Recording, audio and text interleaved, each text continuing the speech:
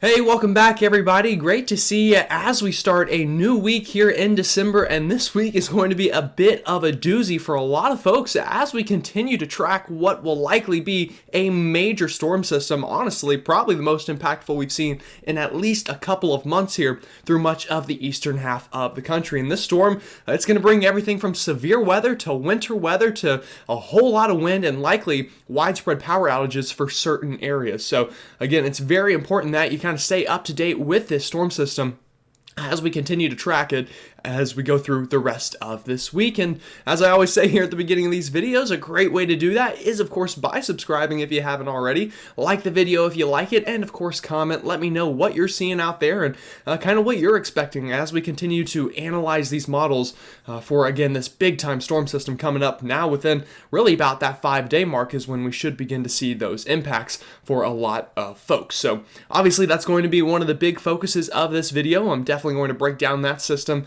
in detail. I'm also going to continue to discuss some of this snow that's still falling out there up into sections of the Northeast, as well as still snow to come for sections of the southern Appalachian Mountains from North Carolina up through West Virginia and Virginia itself. So again, a really very busy week. I've been talking about this. I've continued to use this term, but a real meteorological roller coaster. It really is. We're going to be warm now, then it's going to get crazy, and then it's going to cool back down, as we often see on our planet.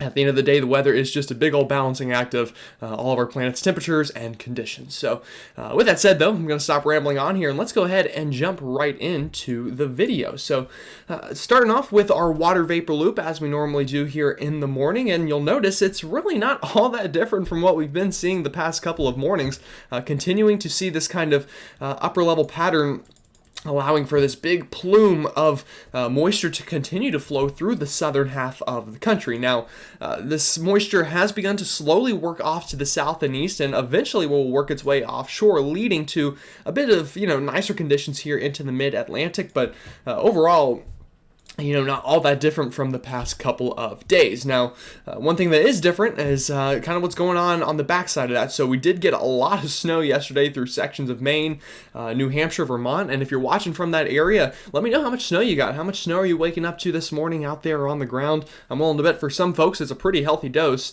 as again, we were forecasting about half a foot to a foot in some places. So again, tell me if that has verified so far, but still some more snow to come through the rest of today as well. Now, the other thing you will also notice on your map here is this kind of a little bit of a clipper system on the backside of that storm system. This guy, combined with another piece of energy back out towards the west, both of these are going to lead to some mountain snow from North Carolina all the way up through the Virginias, and we'll break that down here in a moment and talk about those snow totals as well. Now, starting off with some radar imagery here, and as well as watches and warnings. Again, we'll go ahead and dive right up into the Northeast here, as that's kind of where we're continuing to see the most impactful weather currently. So, pretty widespread shield of precipitation here, and again, just about all of this is falling as snow currently through much of Maine, northern Vermont, northern New Hampshire, getting in on some of that snow this morning.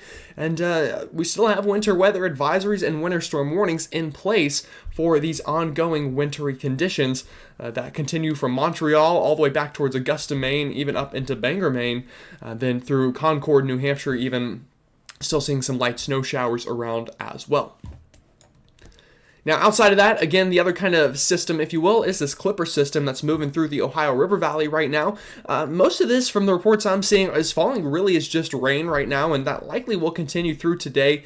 I can't rule out maybe a little bit of some snowflakes mixing in here on the northern end, likely near St. Louis this morning, but this will continue to track off towards the east through this afternoon and eventually run into the Appalachian chain, and that's when likely this will eventually combine with another system behind it that we're already seeing some precipitation from up in the northern plains.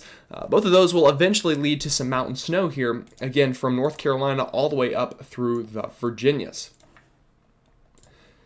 Alrighty, so let's go ahead and time that mountain snow out for you, as well as the rest of these impacts from this ongoing winter storm up in the Northeast. So again, waking up this morning and going into this afternoon, still seeing that snow falling up through much of Maine, New Hampshire, Vermont, even into upstate New York. As we go throughout the day today, that will begin to kind of fizzle out a little bit as some cooler, drier air funnels in behind, and we'll then just be left with a pretty snowy landscape on the back side of that. Now, as that's kind of beginning to die down a little bit through this afternoon, although, still definitely snowing, just lighter probably than what you were seeing yesterday, that's when we'll likely see some of these showers from that Clipper system begin to work into the Carolinas, from North Carolina up into Virginia, West Virginia. We'll even have to watch maybe a couple of those showers make it past the mountains and get kind of into the Piedmont and the coastal plain of the Mid-Atlantic. We'll definitely watch that through the day today, but likely not a washout for anyone in this part of the country.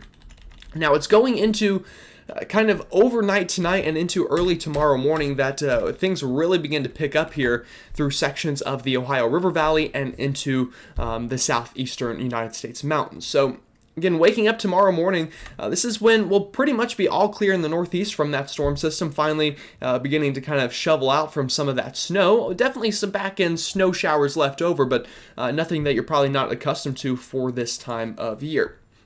Of course, though, the bigger story come tomorrow morning, again, will be this Clipper system. So let's kind of watch how this evolves a little bit going into the early morning hours of tomorrow. So waking up tomorrow, you could definitely see some light snow showers and some rain showers through the Ohio River Valley from Illinois through Indiana and Ohio.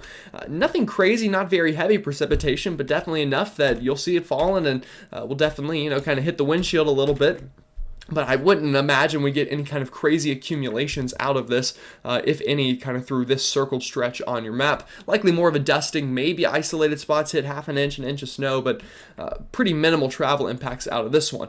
It's once it hits the kind of mountains, though, going into tomorrow night, that we'll likely see more widespread impacts as we're going to continue to get this flow out of the northwest for a pretty good prolonged period of time that is going to lead to several inches of snow beginning to accumulate, again, from the Smoky Mountains down near kind of Cherokee, North Carolina, all the way up through the high country of West Virginia. And most of this is going to fall during the overnight hours of Tuesday and into our Wednesday morning. You'll see those snow showers continuing to run into the mountains and pile up on those northwestern facing slopes throughout the overnight hours of Tuesday and into the first half of Wednesday.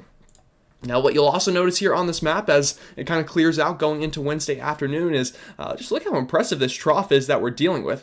That trough is going to allow for a pretty good funneling of some cold air into the East Coast here, down the backside of the Appalachian chain, and even kind of on the front side a little bit here into the Ohio River Valley. So we had a very warm weekend through this part of the country. That's going to change, though, going into the middle part of this week. So kind of timing this out a little bit and moving ahead. Again, this afternoon, still likely pretty warm. You'll notice a lot of red on your map outside of a couple places that are a little closer to average thanks to some precipitation falling. But it's going really into Tuesday afternoon and really especially overnight Tuesday into our Wednesday afternoon, depicted here, that these below average temperatures come back into the East Coast. And some of us could be well below average, even about 10, maybe 15 degrees below what we should be this time of year by the time we're getting into those Thursday morning low temperatures, especially up into the Northeast where we have some snowpack on the ground to really help cool us down. Again, getting about 15 to maybe 20 degrees below average up there for you folks. Now, don't get too excited if you're a fan of the cold, because once again, that warm's going to come back with a vengeance going into this weekend, and that is what is going to set the stage for our big-time storm system come next weekend, or I guess really this weekend now is probably a better way to word that. So let's take a look at some snowfall totals to come here. I think these totals are probably overdone just a tad, but still 1 to 3 isolated spots of 3 to 5 inches of snow likely to still fall here through much of Maine, northern New Hampshire, and northern Vermont through about the next 24 hours or so as these backside snow showers continue to pile up. Before things kind of die down a little bit. So as we go throughout the day, if you're watching this kind of later this afternoon, these totals will be even smaller, more around 1 to 3 inches. If you're watching this in the morning, then more of a 3 to 5 inches still likely to come, especially for those folks that are a little higher in elevation, and especially kind of up here into this section of Maine, I think having the best shot at more snow accumulating with lower chances the further south you get. Alrighty. So that's snow totals there. Now, what about snow totals down here for our friends in the south, from North Carolina on up north through the Virginias? Well, again, not any snow has fallen here yet, so we've still got a lot left to come, especially up here into kind of the mountains of Virginia and West Virginia, especially West Virginia, where we could still see 3 to 5 inches widespread on those northwest-facing slopes, with isolated spots maybe hitting half a foot of snow out of this. For our folks down into North Carolina, I think 1 to 3 inches is a safer bet, but also isolated spots of 3 to 5 inches, especially kind of down here into these southern tier of the mountains on those northwestern facing slopes, where we're going to get a bit more of a favorable wind direction to kind of smack those mountains and wring out as much moisture as possible. Alrighty, so that's kind of everything we're dealing with right now. Let's kind of now switch gears to this big time storm system that I'm sure you're going to hear a lot about over the next couple of days, especially for me, because I've been timing this one out and talking about it for at least the past 2 or 3 days. I think I mentioned it as early as last Friday, and now that we're kind of looking at the models, all signs are still there that we're going to get at least some storm system. Some models are a little more vigorous with it than others, and we're going to break that down now here, but what you need to know at this stage in the game is we still have a very strong signal there for a storm system, and that's really the key. As we get closer, especially once we get towards that Wednesday, Thursday, Friday time frame of this week, we'll really be able to break down the impacts. But right now, we're still just kind of looking at the signal and giving you a general idea of what you could expect in your area as we continue to time this out. So let's go ahead and get right into it. Again, this is going to be a little bit of the sciencey part of the breakdown, and then we'll get down to the impacts themselves, and you can find all those timestamps in the description below. Okay, so again, let's go ahead and start looking at our vorticity map, and the reason this is so important is it does a great job at showing us where we have spin in the atmosphere. So obviously, you'll kind of notice some areas here that are brighter and a little more spinny than other areas, and the reason we see that is because of these isobars. So look at how these isobars kind of curve up like a roller coaster, and I love using that roller coaster analogy because it's just so easy to kind of compare it to real life. Imagine you're at the amusement park and you see all of these big kind of wavy patterns, or in meteorology, we call this meridional flow. So meridional flow is what is going to lead to this big time storm system. So let's go ahead and time this out. This is going into about Thursday afternoon of this week, and you'll notice here's kind of some brighter colors on your map, or a little extra spin in the atmosphere. That vorticity is eventually going to work out of the Pacific Northwest and into the Great Plains come about Friday into Saturday of this coming week. So, again, we have that roller coaster or that meridional look, and because of that, the wind that is going around this trough is having to speed up and slow down and kind of rotate a little bit. So that's why we ultimately get these brighter colors, or this enhanced vorticity around these troughs. Now you'll notice going into Saturday afternoon here, those colors get even brighter as this trough amplifies. What I mean by that is the isobars here get a little bit tighter, that pressure gradient gets a little bit stronger, and the wind has to speed up or slow down even more, causing more rotation and spin in the atmosphere, again, as it curves this bend. So I talked about this a little bit in yesterday's video and kind of talking about why this is important. Well, I used the ballerina analogy. Again, I think it's a great one to use. As this wind is kind of coming down into this trough, we call this our convergence zone. And the reason we call it that is because ultimately aloft, the air is having to converge to kind of speed up. The wind has to speed up going into the trough. I think I said slow down, but the wind has to converge and kind of speed up going into this trough. Again, much like a ballerina, whenever they're doing a twirl and they're spinning super fast, they often converge, get really tight, and it allows them to spin quicker. Same scenario here. So that convergence aloft here allows for high pressure and usually clearer weather on the backside of these troughs, and often even cooler weather. On the opposite side, a ballerina, whenever they're trying to slow down and the wind is trying to slow down as it comes flying out of this curve, they often, what do? They spread their arms out and they kind of diverge, if you will. That divergence aloft allows the air at the surface to have to rise to fill in for the air that's gone up there, and that ultimately leads to a lot of precipitation and usually cyclogenesis, or just the formation of low pressure. So that's so key whenever we're looking at this map here to understand those fundamental principles. And it's going to be really important as we get into Saturday and Sunday of this week. And sure enough, on the right side of this trough, look at this kind of very strong area of rotation as this wind is having to really kind of change speed and direction coming out of this trough. And that is going to lead to very strong low pressure at the surface come next weekend.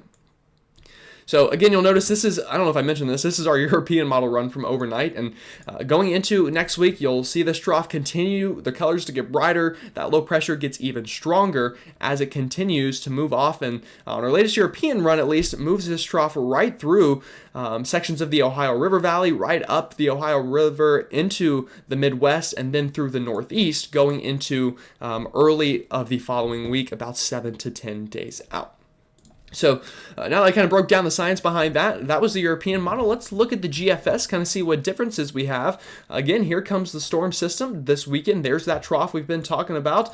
And you'll notice as I move this ahead, there's a pretty key difference between the European and the GFS. So I'm going to move this out to about this time frame. That's the GFS. Let's go back to the European really quick at that same time, and you'll notice the European has this trough much more elongated, or it digs a lot deeper, if you will, just meaning it's stretched much further down than, for example, our GFS model shows at the same time. So we've got a little bit of a difference here. The European just having a stronger trough and thus a stronger low pressure and storm system during this coming weekend.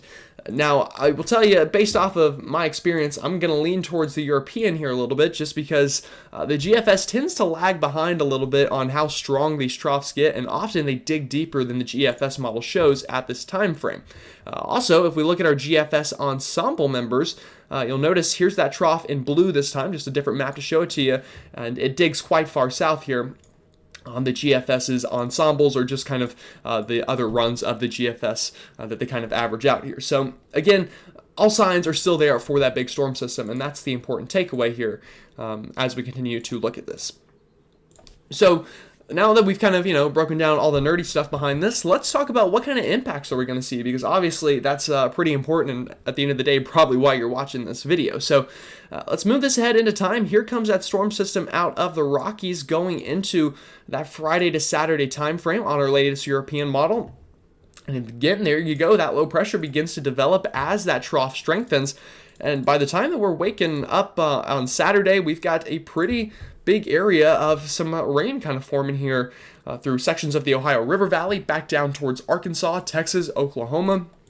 And eventually getting into Saturday afternoon, evening, and overnight, that low pressure begins to strengthen as it moves up the Mississippi River Valley. So with all of that, we could very well see some severe weather on the southern end of this low pressure. So to kind of just give you the general gist of what kind of weather is likely to be seen, it's all going to come down to the placement of this low pressure.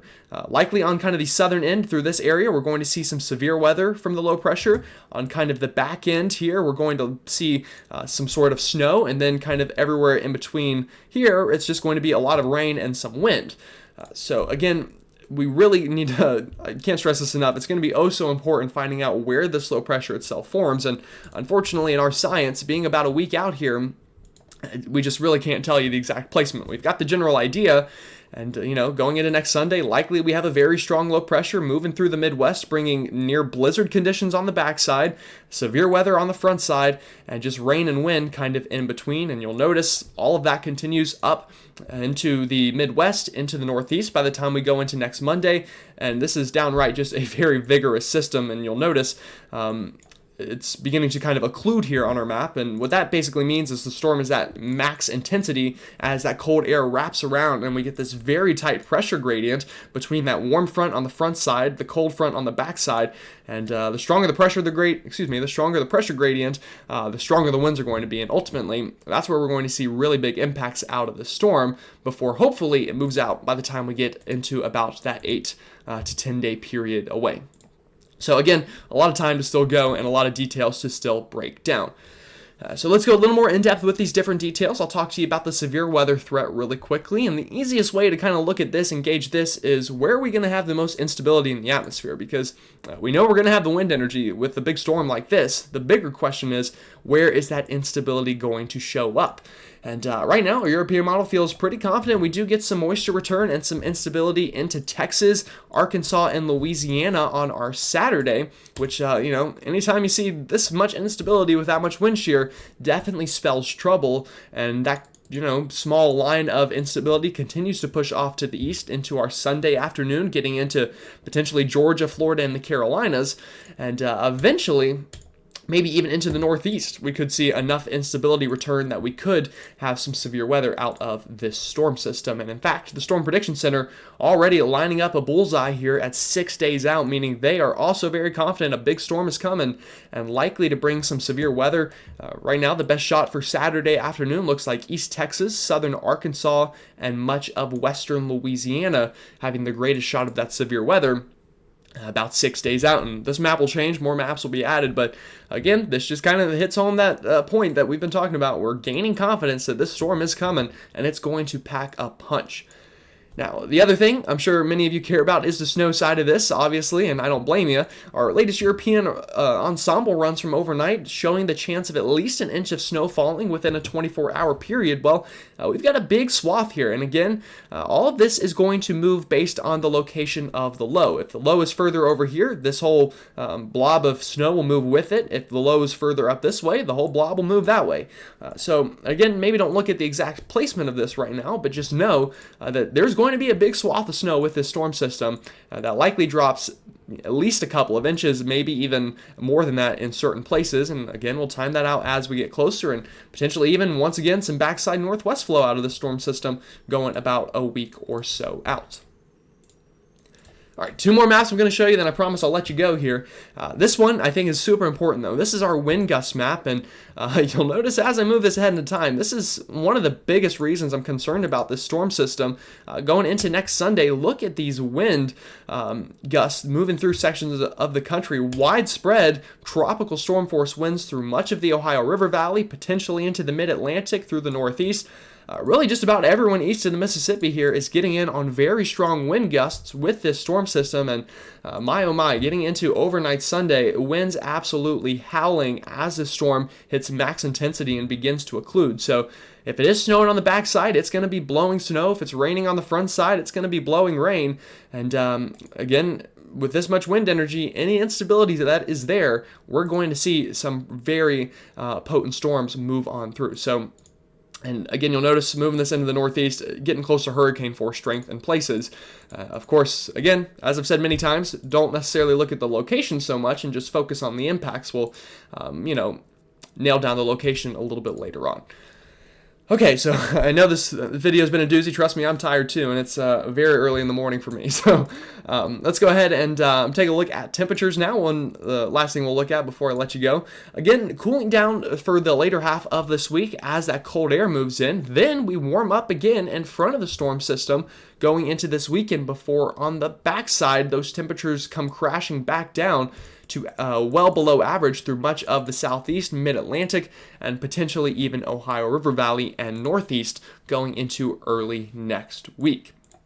So again, that's, I know, kind of information overload, so if there's something I probably didn't mention that I should have, which I'm sure happened, let me know in the comments. I'll get around to answering those as soon as I can. I do have school to go to in about 30 minutes, so it might give me a minute to get back to your comments, but I'll definitely try my best to respond as quickly as possible.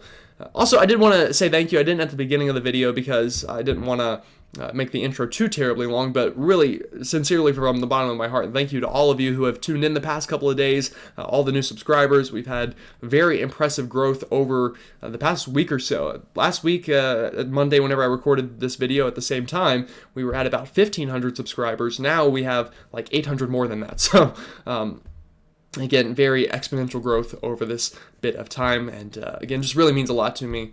I really do appreciate it. Anyway, again, I'll stop blabbering on and let you get on to having a good start of your week out there, and I'll go try to do the same. So with that said, have a great rest of your Monday, and I'll see you all tomorrow.